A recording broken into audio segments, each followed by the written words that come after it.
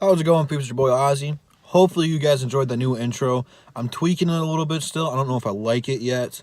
I'm probably gonna make some minor changes to it. Tell me what you guys think about it down below. I put some time and effort into this. I'm really liking where it's heading. I just don't know if I'm satisfied with it yet, so I might be tweaking here and there. So let me know what you guys think about that. If there's anything you want me to add into it, let me know. But without further ado, let's get into today's topic of Stan Van Gundy once more. The Pistons have lost 3 straight games again after going 5-0 with Blake Griffin. The first one was to the Clippers, which Stan Van Gundy just made terrible rotations and didn't adjust. And we had an 8-point lead going into the third quarter and ended up losing by like 10 or 12. So it was a tough loss, but we thought we'd shake it off. We go into Atlanta and lose to Atlanta. And then we lost last night to the Pelicans, and they didn't have DeMarcus Cousins. Which they're still a quality good team, even without Boogie. But it's just unacceptable of how we're playing. Stan is not making the good moves. He's playing people too much. Excuse me. For a good example is Jameer Nelson. I understand he wants to work him into a rotation and stuff, but I felt like he's taken away from Luke Kennard. I don't think Luke Kennard played last night until the third quarter, and even then he only played a couple possessions before I felt like he was out. Look, I don't know what Stan Van Gundy's problem is, and he's just so stuck in his ways, I guess, but he doesn't play Luke Kennard enough. Now, I'm not saying Luke Kennard's going to be like a Kobe Bryant or MJ or LeBron, one of the people that's going to be great, but he takes some pressure off the guys, and he's a quality floor spacer for shooting. Langston Galloway, he's okay. I don't mind Langston Galloway. He's just really inconsistent. Luke Kennard's going to go out there and he's going to hustle. I just don't know why Stan doesn't play him. Now, Jameer Nelson, he's going to be streaky. He made a couple of good plays for us, but his shot looks broke right now. He ain't hitting nothing, which it'll come.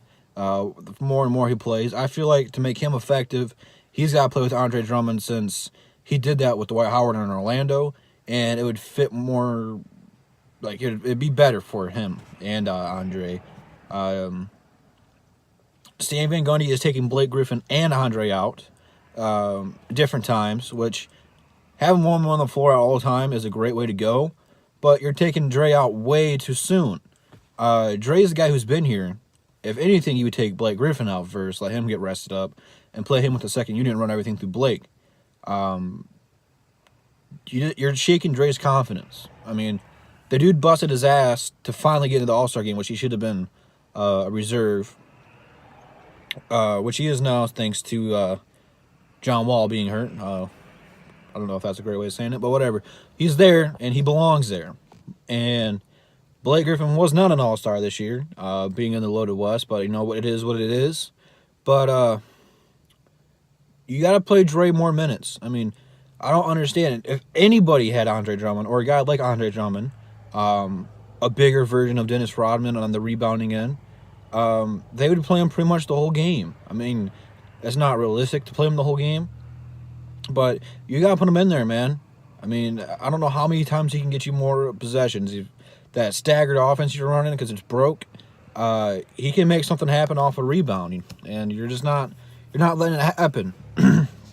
He makes Blake Griffin better, and Blake makes him better. So playing them more is going to make them learn some more chemistry together and be more effective together. Taking them out and only playing them a couple minutes together at a time, it's not doing a whole lot. The teams are freaking out on Blake Griffin and doubling down on Blake, and it's creating open opportunities for our floor spacers and Dre. And when you put Anthony Tolliver in there, which he's a quality guy, it kind of just fucks everything up a little bit. Ish can't shoot, so the pick and roll, they're just doubling down on Blake, and they're letting Blake shoot threes, which he's not a terrible three-point shooter, but he's shooting like 7 a game, and he's not a 7 a game three-point shooter, like 2 or 3. But Stan just lets him keep firing out there, and it's almost like a turnover that gets because we don't got Dre down there getting the rebound, so it's just like a fast break opportunity for him. and our defense is in the shit. And that's something that Reggie Jackson is not going to be able to fix. He will have more size advantage than Ish when he does come back, but it's not like he's a lockdown defender.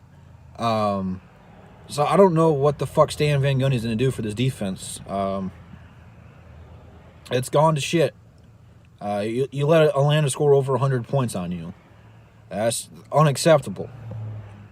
We got one more game before the All-Star break, and it's at home versus Atlanta. If we don't win by 15 or more points, it's kind of a disappointment. I would assume these guys are going to get fired up. Stan, he's got to quit yelling at people. He does not have the personality to be yelling at people. This is not the 04 Pistons where they could take it. I don't think Stan's a coach for today's game. He was never really that great. He's okay. He's above average. He can get you to the playoffs, but the way he's playing right now, we're not going to get there. I mean, you look at Drummond. Stan starts yelling at Andre, and he just ducks his head. He doesn't like getting yelled at, which a lot of people are like that. You know, you look at someone who's an old veteran, Jameer Nelson, obviously can handle it. He played with him before, but not all these guys can handle it. I am waiting for him to yell at Blake, which I know he's kind of not going to yell at Blake right now because he's new. But if somehow Stan Van Gundy is here next year and we have a whole offseason and he starts yelling at Blake, it's going to be some tension. I don't think Stan Van Gundy's the guy for us. We tried it. We let him be the GM. We let him get players, and he couldn't get the guys he needed to get. And when he did get them, he hasn't done anything for them. He came into a game where he had Andre Drummond was the best player, and he signed some bad people, let some good ones go. I don't know if we signed everybody. We could still have KCP on our team, which, I mean, he's not great, but he sure played a lot better than Avery Bradley for us, which, excuse me, I'm curious to see if he would come back, because we do need a pure shooting guard. Reggie Bullock, there's another thing, I guess. I wasn't going to touch on this, but I am now. What the fuck's going on with Reggie Bullock? I don't know if he's just hot the first half and then just goes cold, or if we don't run the same plays, because he had 18 points in the other half, or the first half against Atlanta, and then all of a sudden, second half comes around, and Stan Van Gundy decides not to do anything with him, and I don't think he scored at all hardly in the second half. It's pathetic. He was hot, and we didn't give him the ball. But we'll take him out and put Langston Galloway, who hasn't hit a shot in fucking 3 games. It's frustrating, man. Stan just doesn't get the rotations down. We had the talent to be a good team. Once Reggie comes back, we will be a legit threat in the East. I don't know how high we're going to climb up at all right now, especially if we drop this next game. I think if we lose to Atlanta before the All-Star game, we have a real tough problem, or a real good chance of losing the locker room again. We lost them during the 7-game losing streak we had. We traded for Blake, and then everyone was on fire. We beat Cleveland before they dumped everybody, and we went on a 5-game win streak or whatever. Everything's looking good.